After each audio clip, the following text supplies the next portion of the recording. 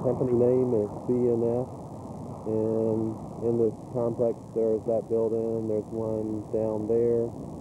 B&F is the company name, and then we have a third building right there, but all this property is my business. There's Dad and Katherine here to see my company. I usually park under the bridge, so there's some parking here. The tent people that live in tents, they're under the bridge way down there. And I think there are a lot of bikes that they have. I wonder if some of them are stolen. But anyway, okay, we're going to go inside. The building is only about 8 months old. It's energy efficient, works with the sun for the lighting and the air conditioning. And anyway, okay. So who's going to explain what we're doing? Richard. Well, Rick's not even participating, but that's what... I'm not participating, but yeah. This is, have a soda tasting party right now, trying different kinds of, sodas that Terry bought recently. We're trying different ones. Blueberry, It's not what it appears to be. So you just, they're going around. Gordon's brand. Everybody just pouring themselves a shot, but I do. And this fancy here had him on the rock.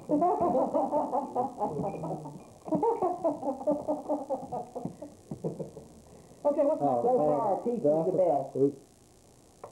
I haven't tried the blueberry yet. We still got the lemon. Is that lemon? This is banana. Banana? And cream. Oh. You get rid of the blueberry. This tastes a little bit like the orange drinks we used to get. It's orange.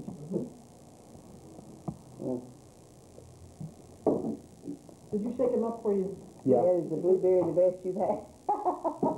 He hasn't had a best one yet. I'm still looking for it. You have to like half of them. They're not bad, it's just that it's the cream that dilutes it down, makes it Cream. I think the first one we had more taste, more creamier than any. What was that? Which was the first one? We had... Now, it's all the I think it's the one you picked out, maybe. This one. No, the peach one was the first one. Strawberry the first one? If we all get the bitters, Maybe. Might have been the strawberry. from all the dyes and everything. I know, all the different colors. Get some real strong coffee drink with it. We're going to really look good for camera with all these colors in it. Yeah. Go to the airport with this X-ray machine, we'll all be lit up inside. No, she went to the security system, and it was brown, and they scaled up the bag of still brown. Why that color going? I don't know why I'm talking in the belly. Did you have a metal belt or something on? She said she had some metal buttons on the coat here, but then they went right to those metal buttons, you know. It didn't react to the small thing? Did it react to the small scanner? The metal thing? It just reacted around the One can and one button. They look like they were going. She looked innocent enough. Very good. I don't think anything else in the market, but that's not safe. This is September the 3rd, Labor Day, 2001. And this is a birthday dinner that Gail is giving to Rick and Terry. And we just seated at the table. And we're having lasagna, and green salad, and the toasted bread. So we're having a great time here tonight. Comments from Russia. What's that? The Unabomber probably believes in that too. I think they do call some of the, yeah. Happy birthday, boy. We're all thinking about Mike, huh?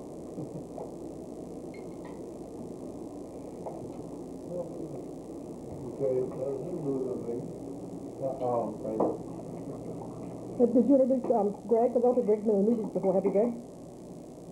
This is my youngest son, Greg. He's 18. Yes.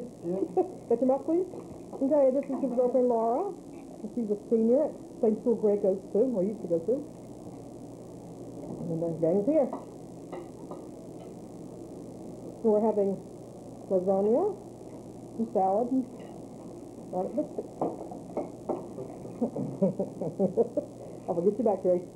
Yeah. Things before I speak of what the Lord has done and bring us together. Okay. And so it's going to be a little longer than it would if I just got right in what the Lord has done to bring us together. All right. Okay? All right. It's kind of a testimony. Okay. And you don't want it on tape, huh? You don't want it on tape? Yeah, one will take. Oh, okay. Yeah. Okay. It's not going to be... Am I in the tape? Yeah, Yeah, you are. It's okay. Okay. Ready to go? Yep. Okay. Well, Katherine and I are here in, we were here in Portland, Oregon, or Milwaukee, Oregon. We were with Gail and Mike and her family. We're receptions with Mark. He's working tonight. And we've just finished the dinner. It's 8 o'clock now, p.m., and we've just finished our dinner. And it was celebrating Rick and Terry's birthday. And so we have a great fellowship here tonight. Now, I'd like to say something since it's Rick and Terry's birthday. Back with their mother, sometime after we learned that she was with child again, one Saturday night, about 9 o'clock, I was studying the Tennessee. And all at once, I just knew it was going to be a boy. Now, we'd had 3 girls before this. And it looked like that we wasn't going to have a boy in the family. And I kind of wanted the sister name was one, actually. And most families want a boy, you know. And we had 3 girls. Well, that night, I knew it was going to be a boy.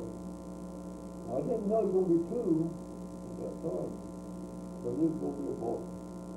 And the next thing I knew I was supposed to do was to dedicate him to the Lord. And so that was the starting of knowing that he was going to have a boy. Now, so far as I remember, I do not know that it's going to be twins. I'm not sure about that. Before they're born. But anyway, they were twins. Then I was wondering which one the Lord was talking about. So I said to 2, I said, well, it's both. I'm going to take both to the Lord. And that's what I did. Now, 1997, I was alone with him. Didn't know, with my wife. And I didn't think I'd marry again. And so it went on that way until August in 2000. And in August in 2000, I decided I was wanting someone in my life. I was needing someone. And I looked in the scriptures to see if it was okay with the Lord, or right with the Lord to marry. And I found that the Lord said it's not good that man should be alone. He's making a helpmeet. That's what I was needing, a helpmeet. And so the Lord made it easy. We have a helpmeet. So I realized that it was good to have a woman in my life. So here's what I did. Now then, the Lord showed me, I'll back up just a little bit. The Lord showed me in 1953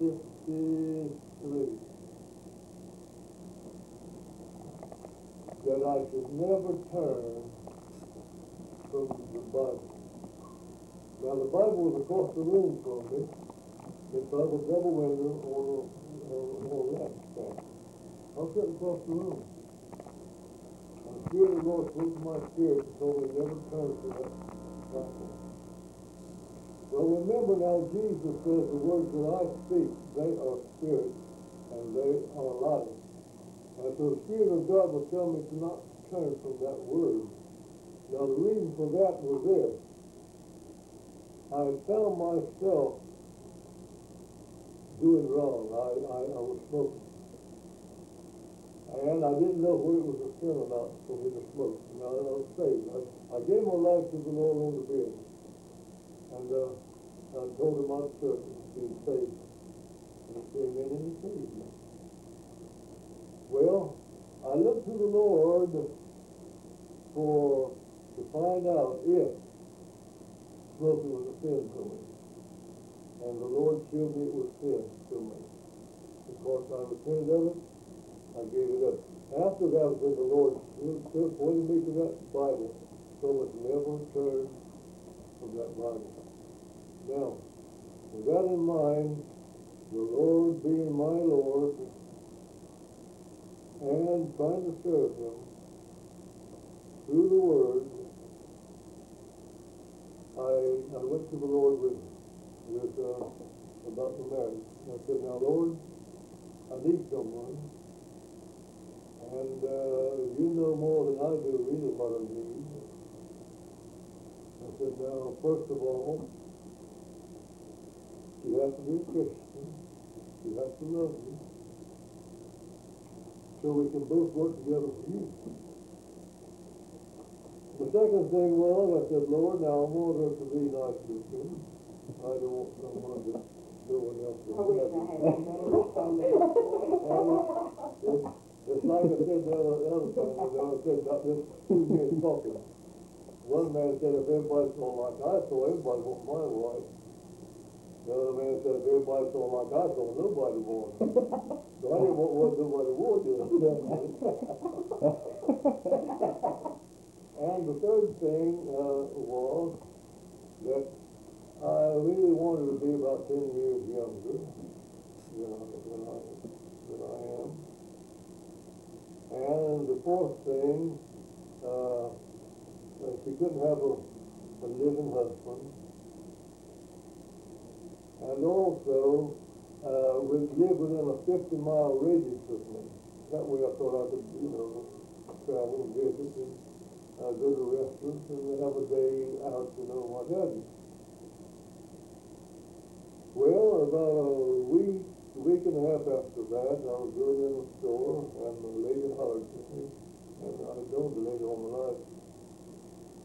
She said, are you interested in meeting a lady? Well, the first thing came to my mind is, Lord, are you asking a fair lady?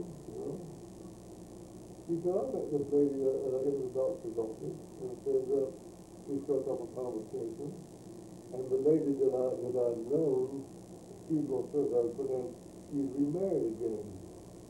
And by the way, they're the ones in the tape that Rick has, Sherry has, they're the ones, he and his wife, that played in our wedding. And so maybe what I still right. Well, anyway, she said I met this lady, and said she wanted to know how I met my husband, and she said the lady had looked, gone to different churches or had lived in other churches, and looking for a Christian man, and nothing, and she said she's white, but she has white hair. And thinking of white hair, I'm not discussing that, I didn't know about her. And said she's about her height, so I knew the height of the lady was probably naturally. She didn't say anything about a size, though. I didn't ask about that. Well, she said that she lived in Jacksonville, and she had a seat cover business, and she gave me a telephone number. And she told me her age. I said, well, there's too much difference in our ages. And she said, how old are you? I told her. She said, well, I'll call her again with you. Well, about 2 weeks passed, I didn't call her before. Well, I decided to call her. I called her. And we talked for about half an hour. And everything went along real well, the conversation. And so I told her something like, I'll call you again, when we got ready to get off that line. And I know I was about a week or so later. something like that. I called her again. And in the meantime, now I was going on the internet. I only had a telephone number and a name. I was on the internet. And I found her address, you know. Oh, it works for you too. You taught him well, Terry. But at the same time, I didn't know where Burnham Avenue or Burnham Drive was actually located, but I pulled a map off the internet, you know, and I saw a small section there with it on it. But anyway, I called again and I asked her if she was interested in this meeting. She said, yes, she was. So things began to lift up a little bit, you know, since she's interested. And in our first conversation, I believe I told you, well, it might have been in this conversation, I'm not sure about it. But anyway, she's interested in the meeting. Well, in our conversation, she said, well, how tall are you? I said, well, I don't know, about 5'9". And she said, I thought you were 6 feet. I said, well, how do you think I was 6 feet? She said, well, by your voice. I said, can you tell a person's height by their voice, you know? And she said, how much do you weigh? I said, well, I don't know, about 152, 153 pounds. I said, how much do you weigh? She said, I'm not going to tell you. I said, I told you how old I was. I'm not about to tell you how much I weigh. But anyway, when in the first conversation about the age, I told her how old that they told me she was. She said, about 2 years older than that, you know. But anyway, she says, what are you driving? I told her the car, I was driving down the car, and she said, what's the color of it? And I told her. I said, what kind of car was she driving? Yeah, right. Make sure you have the right one.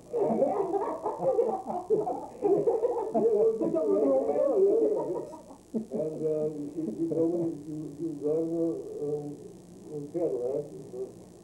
I believe I asked you, well, I might not ask you what year it was, I don't know. But anyway, she was driving a Cadillac.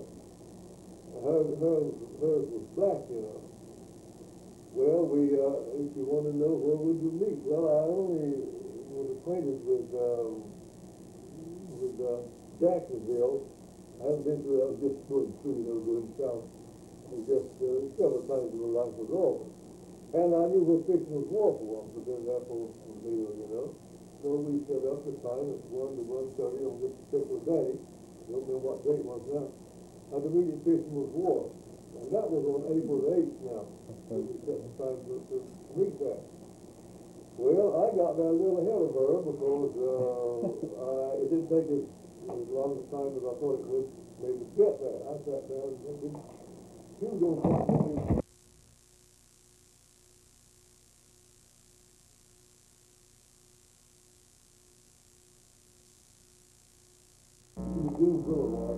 I didn't know what you were supposed to do with a man. Or where you were supposed to go, or what you were supposed to do. It's been 47 years since I had a date or that he was some slave later. So did he know how to do the move? Did you know how to go through the date? I'm just making it up. Perfect gentleman.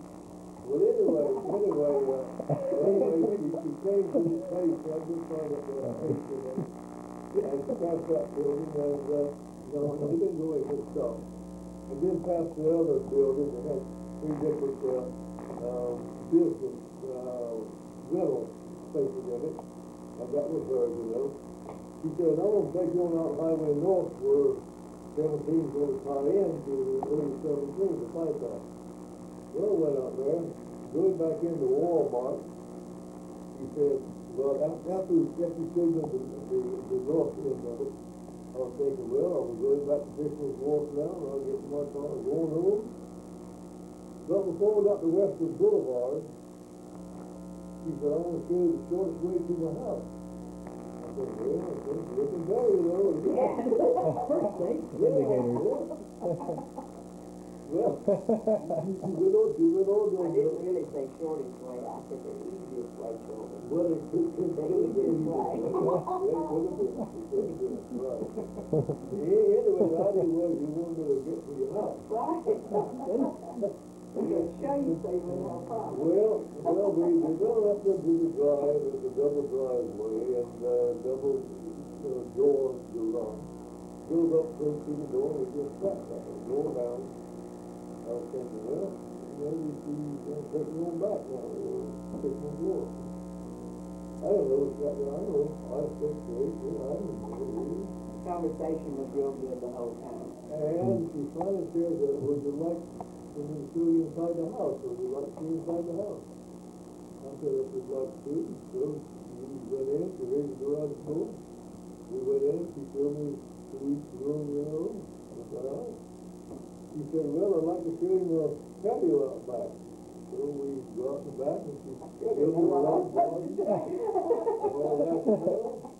And of course, in the picture you saw the backyard, trees at the back, there's big ditch, drainage ditch up in the house.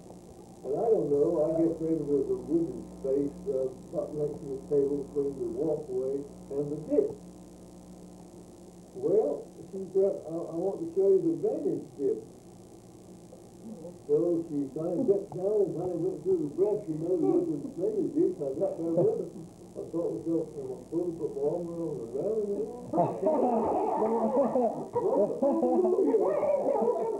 To the woods. Yards and flowers and ladies and stuff. But I didn't, I didn't. So we came on back in, through the yard, and so we got in the car, and went on that particular walk, and I came on back home again. And so that was the first day. Well, we started seeing each other, and that was September the 8th. Well, sometime, I don't know if it was in December, early December, or late November, not sure about that.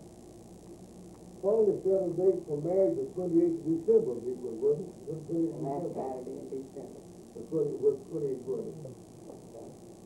Well, before the 28th, at that time, and there was promise about it, and actually I didn't feel completely settled in spirit myself about that date.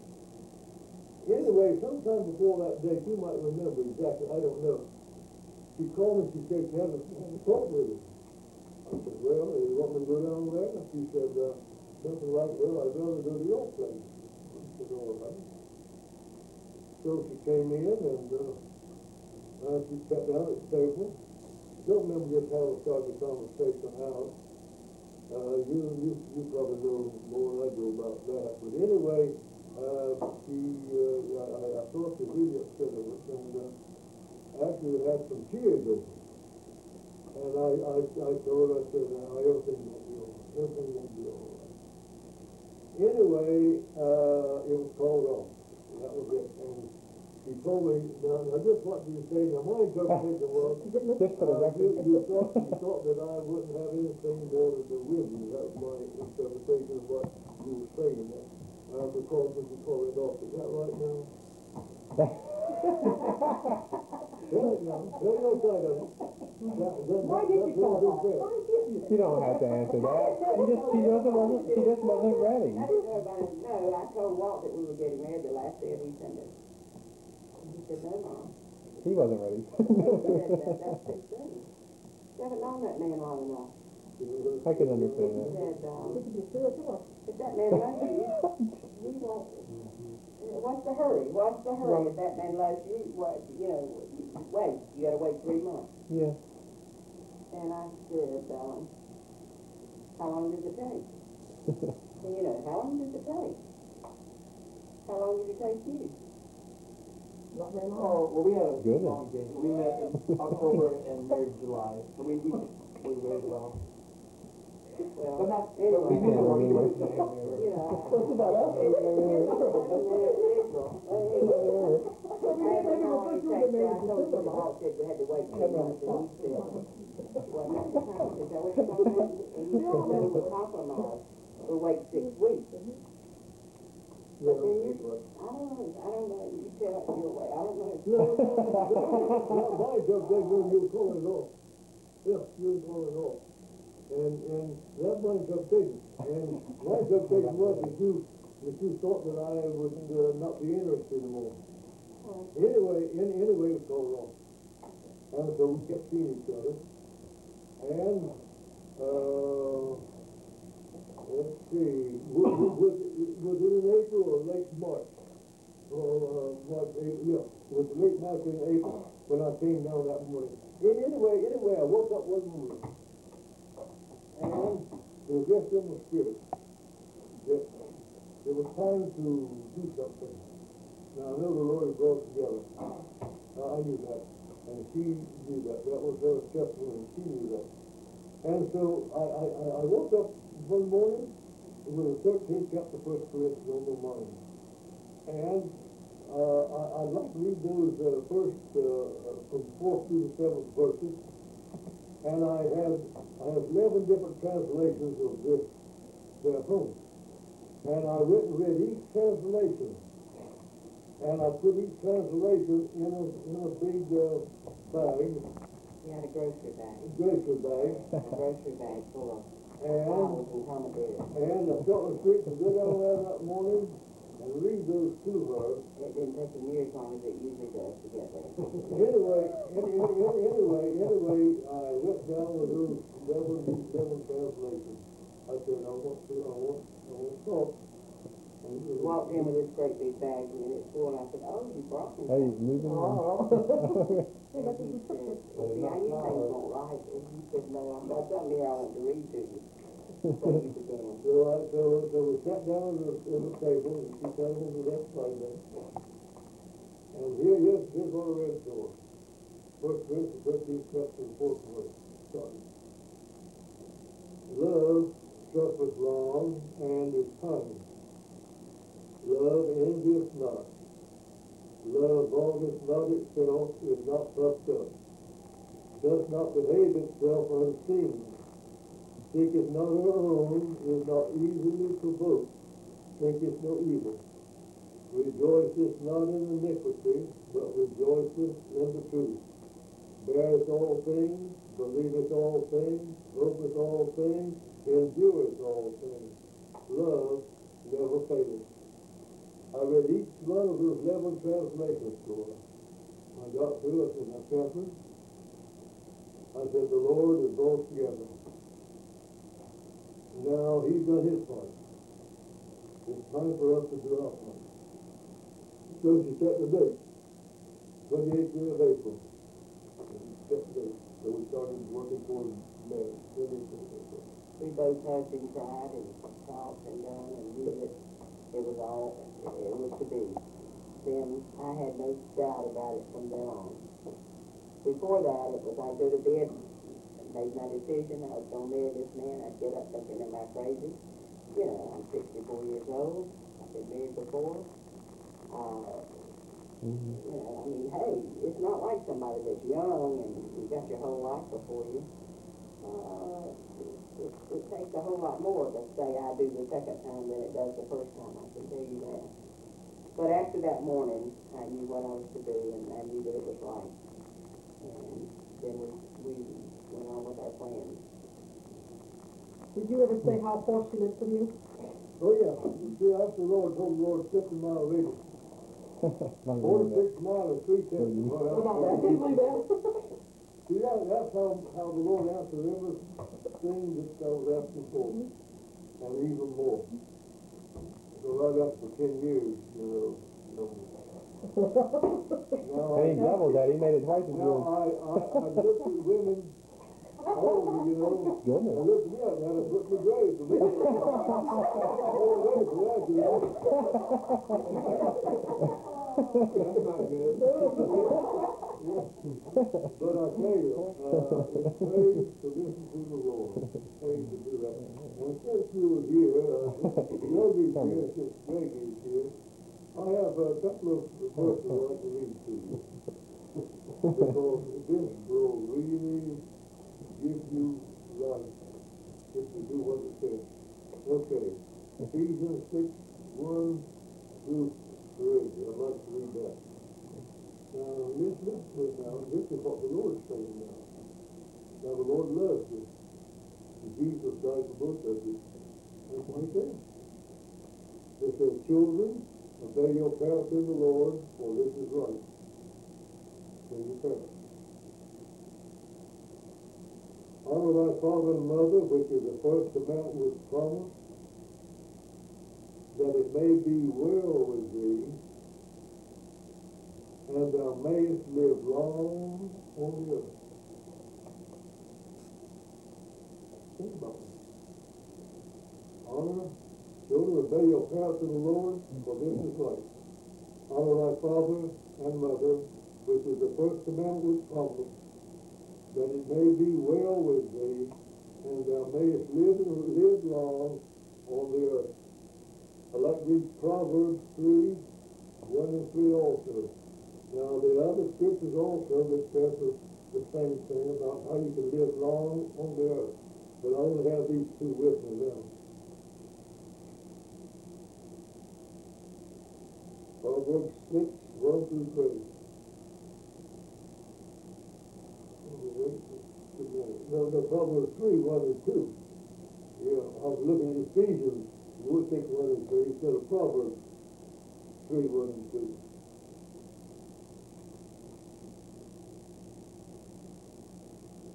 Now it says, my son, forget not my law or my word, is what he says. Don't forget it, he says. But let thine heart keep my commandments or my word.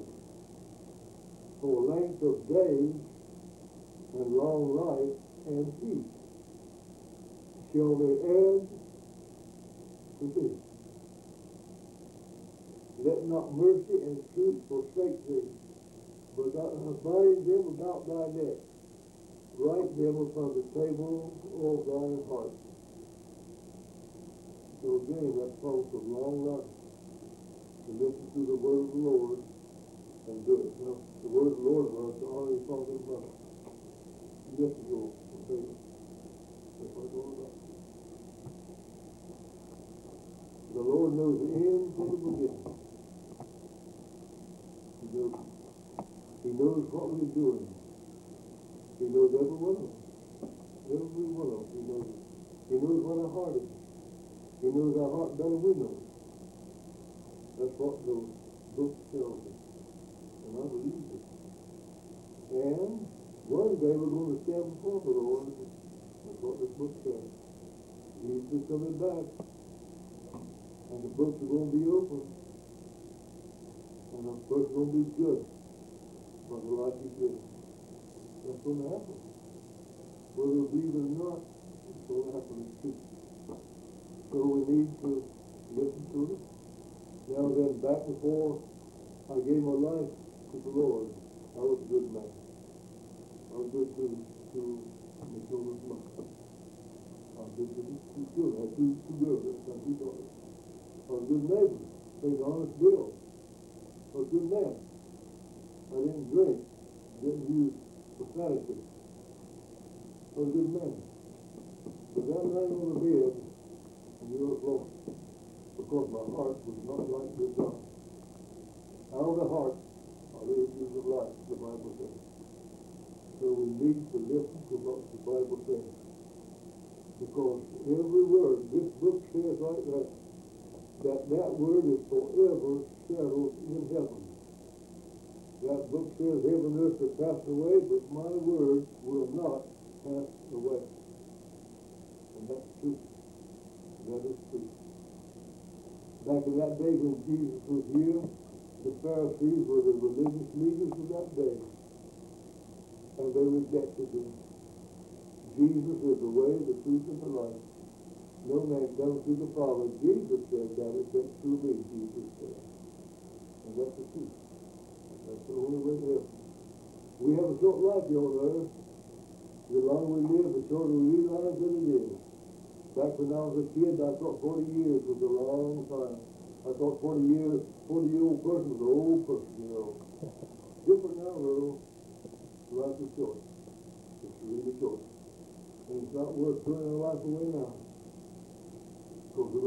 eternal life when we do.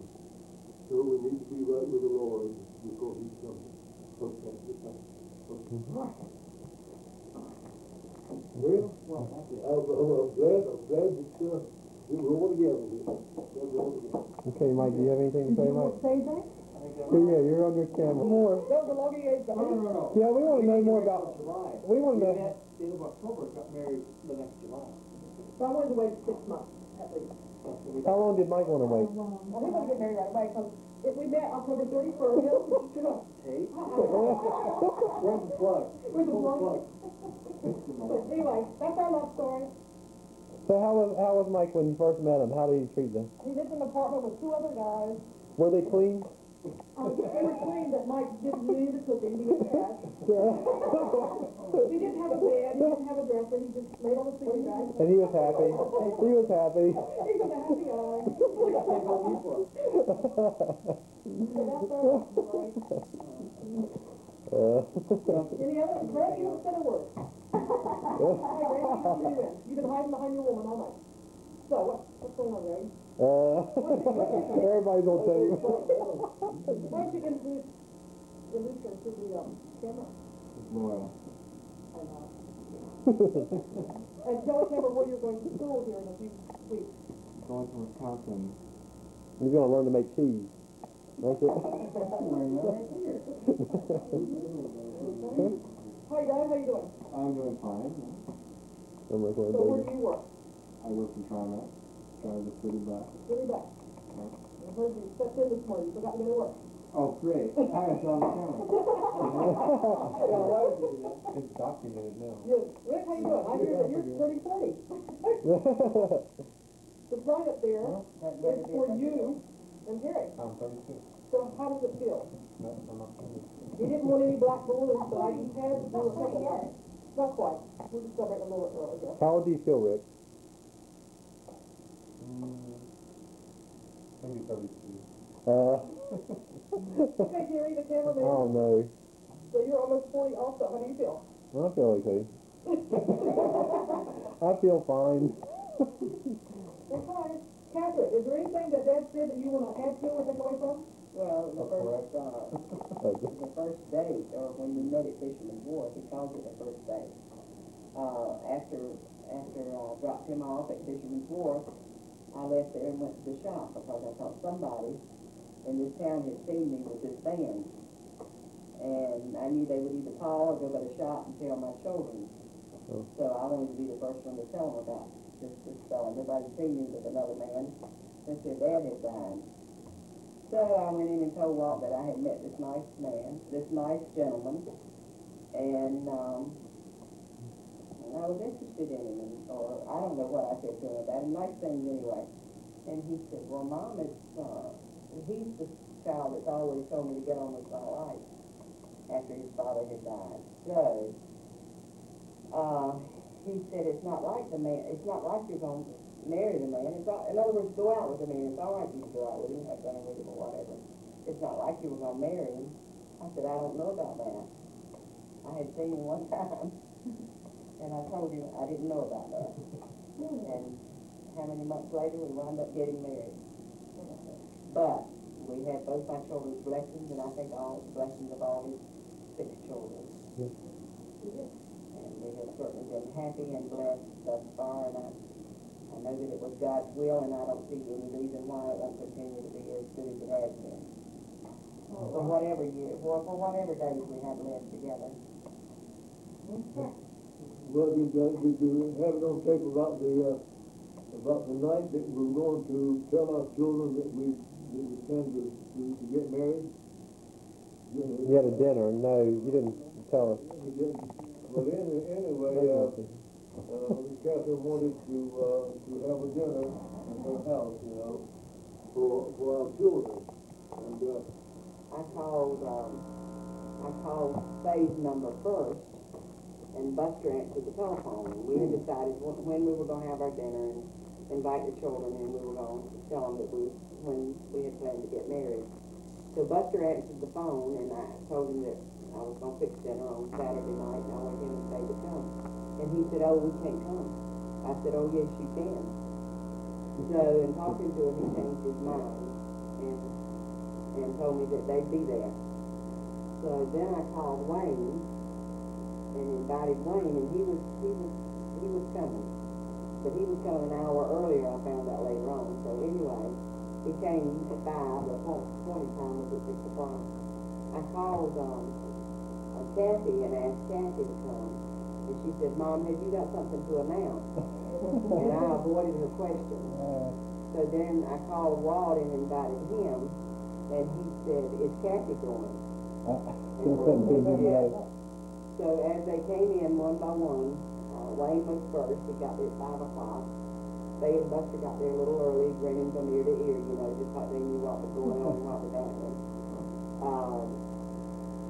Kathy still, I don't remember what her words were when she got there, but Walt and Sherry said, Mom, we know what you're up to. So anyway, we proceeded with our delicious dinner, and fellowship and all went real well, and from there we went into the living room to sit down and talk some more, and I'll let you tell what happened from there. Okay, well, before we got into the living room, Katherine wanted me to announce it. And so we sat there in the living room talking, and we knew Wayne was going to have to leave shortly. I looked over at Katherine, she was across the room, and he kind of nodded, winked at me, and I knew he was ready for the announcement. Well, I said, since you're all here, I said, what would you say, or how would you feel if I was to tell you that Katherine and I are breaking up? That we've decided we're not going to see each other anymore. So that was best that you thought about doing it that way? No, I didn't know what he was going to say, other than that we had made our plans. They were so shocked. Yes, they were shocked. I don't remember just what she said. Our expression was unreal. And Buster spoke up and said, we're going to adopt her. Well, back up just a little bit about Ethan. You know, you all know Buster, bless his heart, and I love him. But when he served his plate and we ate buffet style, he didn't take out a whole lot, you know, because he probably thought, you know, this little old Brady woman don't know how to cook probably. So he didn't take out too much. And after he sat down and got started with his meal and all, the next thing I knew, he was getting up, going back to the kitchen. I said, you didn't think it was going to be good, did you? So he enjoyed the meal, and he enjoyed the dessert and all that kind of good stuff. We had beef and gravy and mashed potatoes and homemade biscuits and chocolate cake and what kind of pie did we have? Anyway, we had a delicious meal. I heard another funny story about Buster and your sterling silver. Oh yeah, which fork do I use or which spoon do I use? What I heard was, he said, this is heavy, this is pocket. Oh, he put it in his pocket and take it home with him. Well, I was on my best behavior, you know. I put out the fine china and silverware and all that kind of good stuff, trying to make an impression on this man's children. So then we went to the living room and you started telling them about we were going to set up and we're not going to see each other again. That's a joke. You were quiet for a long time. You didn't retract it for a long time. He paused and Faye had her weird expression, and Buster said, well, I'm going doctor. That's a sincere sense of humor, I guess. That's weird. They said it was quietness for a long time. Oh. Nobody knew what to say. Nobody knew what to say. Everybody was just like, okay. All right. Thank you very much, folks. You did correct it, right? Oh, yeah, did you? I mean, you are. Have you told me?